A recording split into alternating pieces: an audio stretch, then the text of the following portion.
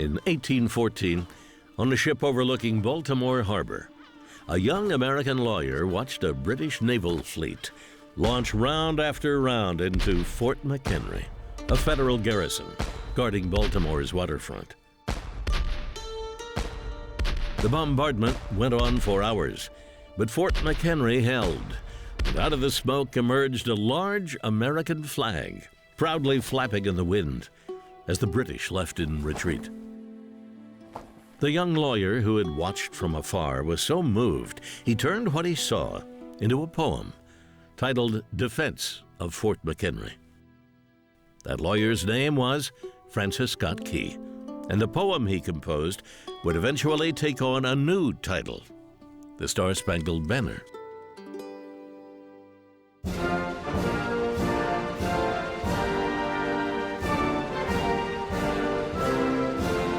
Key set his poem to a melody written by British composer John Stafford Smith, but it would be many years before the Star-Spangled Banner became a national anthem. In the interim, it grew popular with military bands and commonly used to inaugurate public events.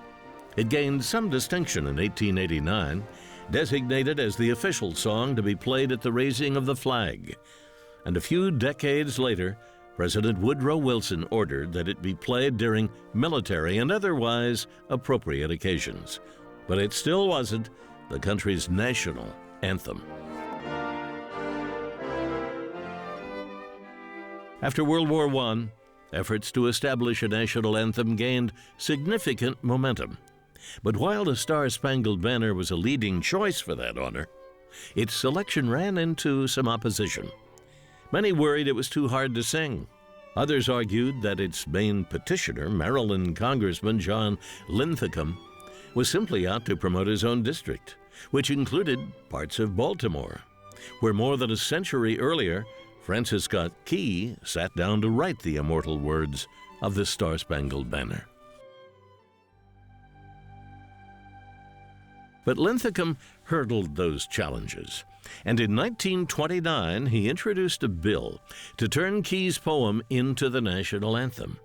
It passed the House a year later, and eventually reached the desk of President Herbert Hoover, who signed it into law on March 3, 1931. Out of Key's 4 verses, only the first one is recited, carrying a prime expression of patriotism that echoes daily from coast to coast, retelling the timeless tale of America.